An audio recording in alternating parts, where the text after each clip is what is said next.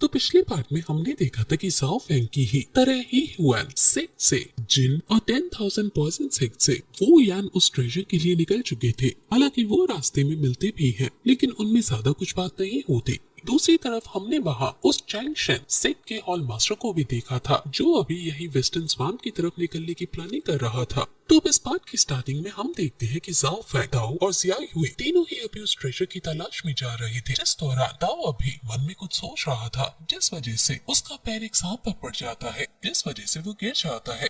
अबे यहाँ जाओ फेंग उसका बिहेवियर देखते हुए जियाई से इसका कारण पूछता है, जिस पर जियाई उसे इशारों में सारी बात बताता है। वो यहाँ पर हर चीज डिटेल में बता रहा था कि किस तरह से दाओ ने एक अम्ब्रेला लाकर यू को दिया था, जबकि पहले वो कूल बनने की कोशिश कर रहा था। अब एक बार को तो दाओ को लगता है कि शायद जाओ फेंग को जियाई हुई की बात समझ में नहीं आई होगी, क्योंकि जियाई हुई तो एक बंदर है। लेकिन यहाँ जाओ फेंग सारी बात अच्छी तरह से समझ गया था। वो दाओ से कहता है कि कमाल है, मुझे तुमसे ऐसी उम्मीद नहीं थी। अब यहाँ दाओ को ये बात चुभती है और वो वहाँ जाओ फेंग और जियाई हुई के पास आकर खुद को कूल साबित करने के लिए उन्हें बताने लगता है कि अभी तक उसने टोटल 800 लोगों को खत्म किया है। हालांकि वो बताता है कि उसका टारगेट 1000 लोगों का है, लेकिन इस पर जाओ फेंग कहने लगता है कि इससे क्या फर्क पड़ता है। वैसे शायद जाओ फेंग सिर्फ उसे चिढ़ाने के लिए ऐसा कह रहा था, पर उसकी बातें यहाँ बार बार दाओ को चुप रही थी। आखिर में जाओ फेंग उसे ये भी कह देता है कि तुमने भले ही पूरे 800 लोगों को मार दिया हो, लेकिन अंत में तो तुम एक लड़की के सामने फिसल ही गए ना। अब इतना सुनकर दाओ वहीं नीचे गिर जाता है और कहने लगता है कि मैं फिसला नहीं था, लेकिन यहाँ उसके मुंह से ये भी निकल जाता है कि वो लड़की थी ही इतनी क्यूट। वैसे अब इसके बाद सीन चेंज होता है और हमें कुछ डेमन्स को दिखाया जाता है जो कि पेड़ के पीछे छुपे हुए थे। तभी सामने कुछ तियानियन टेंपल के डिसाइपल्स आते हैं। अभी उनमें से जो आगे वाला था उसने उन दोनों की प्रेजेंस को नोटिस कर लिया था। वो चिल्लाते हुए कहता है कि तुम कहाँ छुपे हो। इतना कहकर वो जैसे ही आगे बढ़ता है तभी उसका पैर एक दलदल में पड़ जाता है और वो वहीं नीचे धंसते जाता है। ये चीज देखकर उसके दोस्त उसकी मदद करने आगे भागते हैं, पर वो मदद नहीं कर पाते, बल्कि वो भी अब उस दलदल में फंस जाते हैं। हालांकि तभी वहाँ पर वो दूसरे डिसाइपल्स उनकी मदद करते हुए उनमें से 2 डिसाइपल को बाहर निकाल लेते हैं, लेकिन पहले वाला नहीं बच पाता और उसी दलदल में समा जाता है। वैसे अब वहाँ बाकी दोनों सेक्ट भी आ चुके थे, पर अब सभी लोग बिल्कुल चुप थे क्योंकि उन्होंने अपने एक साथी गवा दिया है। लेकिन अब तभी सीनियर जियाओ, जिसे अब हम जियाओ ही कहेंगे, वो कहता है कि जरूर ये सब डेमन्स ने पहले से ही प्लान कर रखा था। अब इस चीज पर बाकी लोगों को समझ में नहीं आता। वो उसे कहते हैं कि वो क्या कहना चाहता है। जियाओ कहता है कि ये डेमन सभी को यहाँ जानबूझकर लेकर आए थे, क्योंकि वो जानते हैं कि यहाँ पर इस तरह के कई सारे दलदल हैं। अब यहाँ उन सभी को ये बात सही लगती है। वो लोग कहते हैं कि अब हमें आगे क्या करना है। इस पर जियाओ कहता है कि आगे की जर्नी हम कल कंटिन्यू करेंगे। वैसे भी अब शाम होने वाली है, इसलिए इस तरह की जगह में हमें रात में नहीं निकलना चाहिए। इस वजह से हम यहीं पर टेंट लगाएंगे। अब इसके बाद यहाँ से सीन शिफ्ट होते हुए चैंगशन सेक्ट में आता है। यहाँ पर हम देखते हैं कि वहाँ का वो मास्टर अभी बैठा हुआ था। तभी उसका एक आदमी आकर बताता है कि बाकी तीनों डेमन सेक्ट्स ने सिर्फ अपने अपने यंग मास्टर को भेजा है, उनके साथ में और कोई भी नहीं आया है। वैसे असल में 10 साल पहले जब जाओ फेंग ने अपनी आइडेंटिटी बदली थी, तब वो घोस्ट सेक्ट का यंग मास्टर बन गया था। वैसे अब ये मास्टर उस आदमी से कहता है कि अब शायद मुझे भी वहाँ पर जाना होगा, क्योंकि हमें वो ट्रेजर किसी भी कीमत पर चाहिए। अगर वो हमें नहीं मिला तो हम बाकी सभी सेक्ट से इस तरह दबते रहेंगे। अब इसके बाद सीन फिर से चेंज होते हुए वहाँ वापस से जियाओ और बाकी सभी के पास आ जाता है। वैसे अब इन सभी ने टेंट लगा लिया था, लेकिन कोई भी अभी तक सोया नहीं था। वो सभी लोग अभी आसपास नजर रखे थे, क्योंकि उन्हें पता है कि यहाँ कभी भी उनके ऊपर हमला हो सकता है। ये बात उन्हें जियाओ ने ही कही थी कि डेमन्स रात का और अंधेरे का सहारा लेकर उन पर हमला जरूर करेंगे। इस वजह से जियाओ की प्लानिंग थी कि आधे लोग सोएंगे नहीं और जब इन्हें सोना होगा तो बाकी लोग नजर रखेंगे। अब इसके बाद हम जाओ फेंग को देखते हैं। वो अभी एक पहाड़ी पर खड़ा था। वैसे उसने अभी बहुत आगे तक की प्लानिंग कर रखी थी। वो सारी चीजें समझ रहा था कि कौन क्या कर रहा होगा। वैसे उसने ये तो देख लिया है कि उन तीनों सेक्ट ने टेंट लगा लिया है और वो सभी अटैक के लिए भी तैयार हैं। और अब इसी समय वहाँ दूसरी तरफ चैंगशन सेक्ट का वो मास्टर और उसके साथ आए बहुत से लोग अभी जियाओ और बाकियों के टेंट से कुछ ही दूर पर थे। और जैसा जियाओ ने सोचा था, सेम वैसा ही ये लोग अभी रात का फायदा उठाकर उन पर हमला करने आए हैं। वैसे अब जैसे ही वहाँ पर वो मास्टर हमला करने के लिए आगे बढ़ता है, तो यहाँ तभी से जाओ फेंग का प्लान स्टार्ट हो जाता है।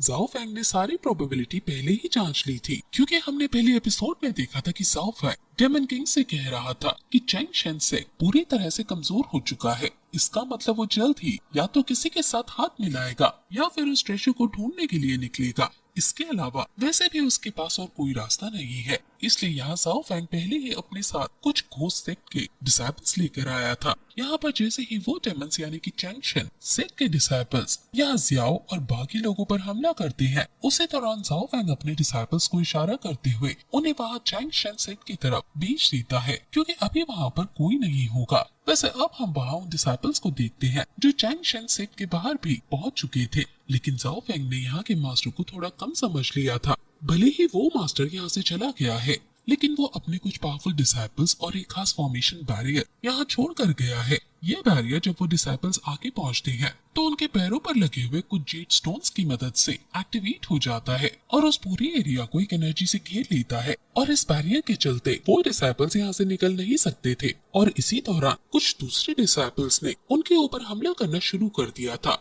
अब यहाँ से सीन चेंज होता है और हम वहाँ डेमन्स और ह्यूमंस की फाइट देखते हैं। इस फाइट के दौरान अभी वो मास्टर सामने नहीं आया था, जिस वजह से अभी इन तीनों सेक्ट को आसानी हो रही थी चैंग शेन सेक्ट के डिसाइपल्स के साथ लड़ने में।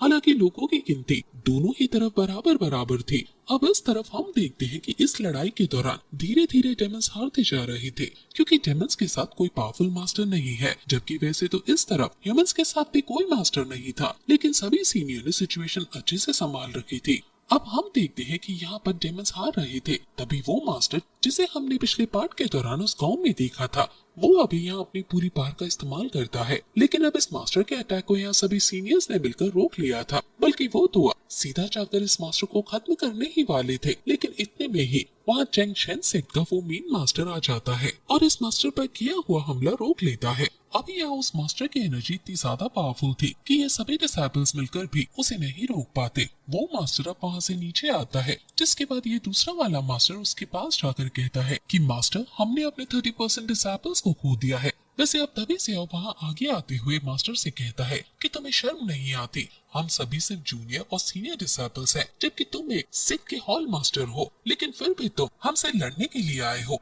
इस चीज पर वो मास्टर कहता है कि जंग में ये सब चीजें नहीं देखी जाती। अगर मैं तुम्हारी जगह होता और तुम मेरी जगह होते तो तुम भी क्या यही करते। अब यहाँ उसका इतना कहने के बाद इनमें लड़ाई शुरू हो गई थी, लेकिन अभी हम तुरंत ही वहाँ दूसरी तरफ चैंग शेन सेक्ट में आ जाते हैं। यहाँ पर हम देखते हैं कि अभी गोस्ट सेक्ट के वो डिसाइपल्स कैद थे, लेकिन अब उसी दौरान वहाँ पर जियाओ फेंग आता है और आते ही अपनी यंग एंड यांग एनर्जी से वहाँ बाहर के बैरियर को डिस्ट्रॉय कर देता है। वैसे तो किसी भी डेमन के लिए इस बैरियर को डिस्ट्रॉय कर पाना थोड़ा सा मुश्किल होता है, लेकिन यहाँ जियाओ फेंग ने ह्यूमंस और डेमन्स दोनों की कल्टीवेशन की हुई है, इस वजह से ये काम उसके लिए इतना ज्यादा मुश्किल नहीं था। वैसे भी डेमन्स हमेशा ह्यूमंस के अटैक को किस तरह से रोके और डिस्ट्रॉय करे उसकी प्लानिंग कर, इसका उल्टा ह्यूमंस डेमन्स के अटैक को नोटिस करते हुए उनके अटैक को कैसे रोके या डिस्ट्रॉय करे इस पर प्लानिंग करते रहते हैं। जबकि जियाओ फेंग ने तो उन दोनों के ही टेक्निक को सीखा है, इस वजह से इन दोनों के ही अटैक उसके लिए रोक पाना बाकियों के मुकाबले थोड़ा सा ज्यादा आसान है।